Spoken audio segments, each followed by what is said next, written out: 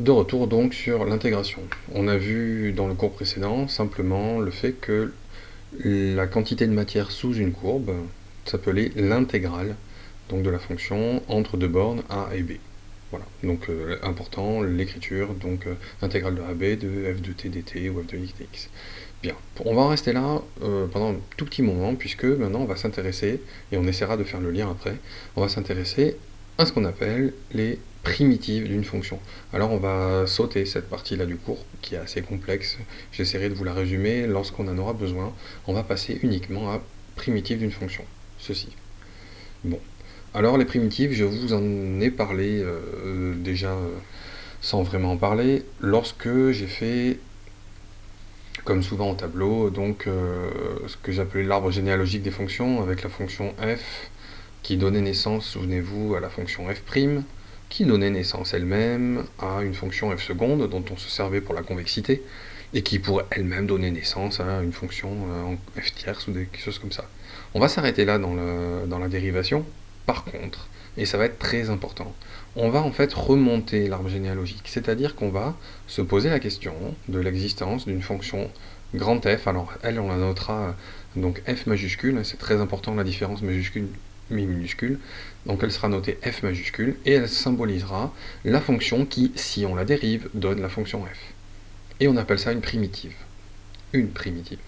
Alors, regardez la définition, soit f une fonction continue sur un intervalle i, dire que grand F est primitif de f sur i, sur un intervalle i, signifie que grand F est dérivable, et que si on dérive grand F, donc grand F', on retombe sur petit f. C'est donc le processus inverse de dérivation. On va appeler ça la recherche de primitives, ou plus globalement l'intégration. On part par exemple avec une fonction f de x qui vaut 2x plus 3.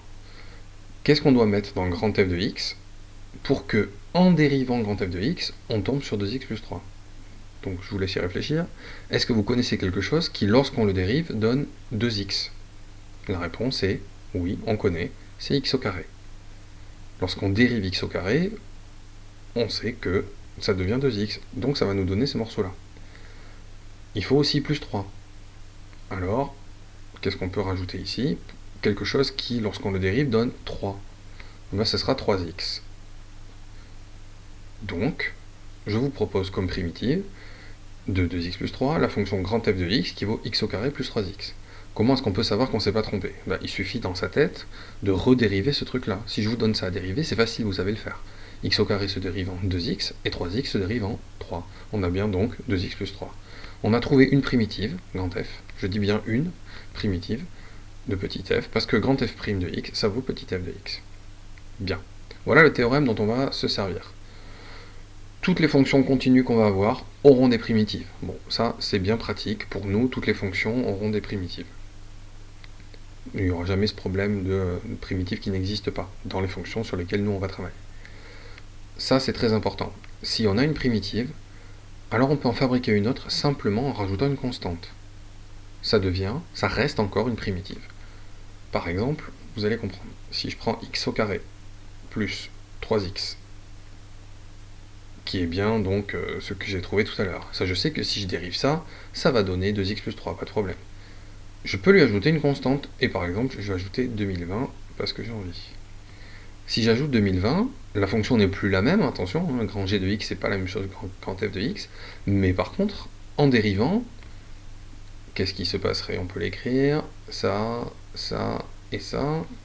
Alors, x au carré donne 2x, plus 3x ça donne 3, et plus 2020, ben ça donne plus 0, ça donne rien du tout. Donc j'ai bien, encore une fois, une primitive de fonction f. Ça veut dire, attention, ça c'est très très important. Quand je vous donnais une fonction, et qu'on la dérivait, qu'on calculait f', on était tous d'accord, on avait tous exactement la même dérivée. On dit que pour une fonction, il y a une et unique dérivée f' qui existe. Elle est unique. Par contre, lorsqu'on va faire le travail inverse, à savoir rechercher des primitives, ben ces primitives, elles seront toutes égales à une constante près. D'accord? Ce qui veut dire que vous pourrez toujours rajouter, si ça vous amuse, des constantes à la fin. Alors parfois ce ne sera pas si ça nous amuse, ce sera obligatoire dans des conditions particulières de l'exercice. Mais ceci doit bien vous faire comprendre qu'on dit toujours une primitive et pas la primitive. Dire la primitive, Comme ça n'existe pas en fait. Alors, évidemment, il y a un tableau, vous l'avez dans le cours, pour calculer des primitives. Ce tableau-là, en fait, il est inutile parce que c'est le tableau de la dérivation à l'envers. Néanmoins, il y a quelques cas vraiment qu'il faut maîtriser, et on les a ici. Au début, on va travailler uniquement sur ça.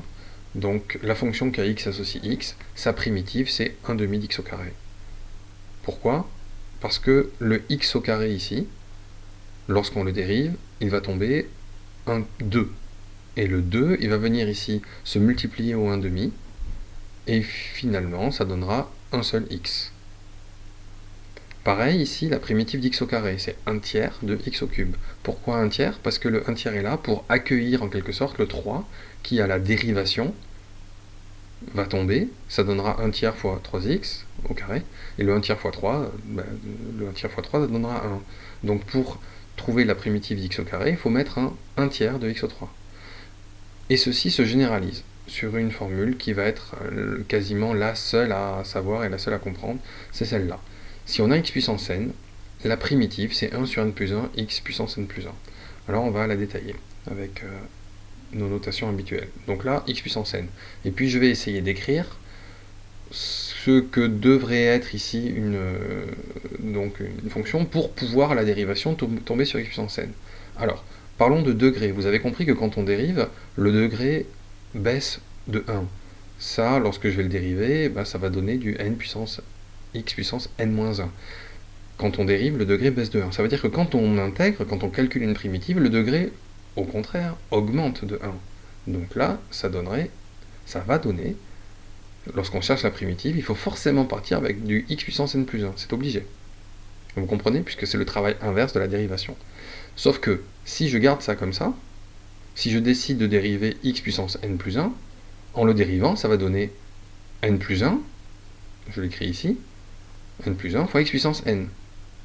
Et c'est pas ce que je veux. Moi, je ne veux pas de ce n plus 1 ici. Alors comment je fais pour ne pas être embêté par ce n plus 1? Je mets ici un 1 sur n plus 1 qui aura pour seul but d'annihiler la tombée du n plus 1 qui va se passer à la dérivation. Ok? Alors de manière vraiment concrète. Je vais le dessiner ici. La primitive d'x au carré, ça va être 1 tiers de x3. La primitive de x3, ça va être 1 quart de x4. La primitive de, on va dire x7, ça va être, alors, je vous écoute, 1 huitième de x8. Voilà. Donc, on verra plus tard les primitives un petit peu plus complexes, mais rien qu'avec ça, déjà, il y a de quoi pas mal travailler. Alors, on va passer à un premier exercice. Ici, donc page 158, donner une primitive, vous voyez bien, je dis une primitive, pour chaque fonction. Donc, je vous propose de faire une pause dans cette vidéo et de revenir une fois que vous avez une primitive à me proposer. Donc, on y va pour le a ici, grand F de x. Que serait donc la primitive de cette fonction-là? x3, on l'a vu, ça va s'intégrer en 1 quart de x4. Plus x, comment obtenir du x? Attention, le x s'intègre en 1 demi de x2. Comment obtenir du 1?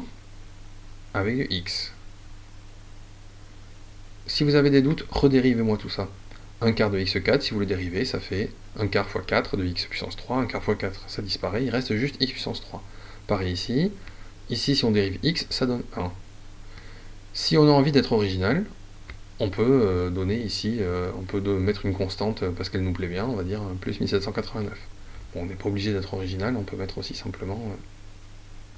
simplement la primitive comme ceci. Voilà. Petit b, grand F de x égale. Alors, 3x puissance 3. Attention, vous ne vous laissez pas perturber par ce 3 là. Quand il y a un nombre qui est devant quelque chose qu'on doit primitiver, on va le garder et on va s'intéresser à x3. x3, ça se primitive en quoi? x3, ça se primitive en 1 quart de x4. Du coup, on va écrire fois 1 quart de x4. Moins 2x. Moins 2x. Là, par contre, on peut deviner que c'est moins x au carré qui va donner moins 2x. D'accord? Pas la peine de mettre 2 fois 1/2, etc. Plus 5, ça va donner plus 5x. Et on s'arrête là. On passe au 13. F de x égale exponentielle x moins x. Alors exponentielle, souvenez-vous, c'était notre ami pour la dérivation, eh ben, ça va être aussi notre ami pour l'intégration. Puisque la dérivée de l'exponentielle, c'est l'exponentielle, et donc la primitive d'exponentielle, c'est l'exponentielle. Si on fait l'arbre généalogique de l'exponentielle, hein, on s'arrête jamais, et quand on cherche la primitive, eh ben, c'est toujours la même chose. Ça, c'est notre ami l'exponentielle. Donc, je vais effacer tout ça. Donc, quand on cherche la primitive de cette fonction-là, ben, l'exponentielle, pas de problème, ce sera une exponentielle, et ici, moins x, ça va se primitiver en moins 1/2 d'x au carré, qui est à savoir par cœur, celui-là. On s'en sert tout le temps. Pour le b, grand f de x, alors quelle va être la primitive de 2 exponentielle x? Ben, ce sera tout simplement 2 exponentielle x. Et quelle sera la primitive de moins 1/2? Ben, moins 1/2 de x. Voilà, alors ça sert à rien de faire 200 exercices sur les primitives, hein. Si déjà vous avez compris ça, notamment quand il y a une constante devant ou autre chose, ben, c'est déjà beaucoup.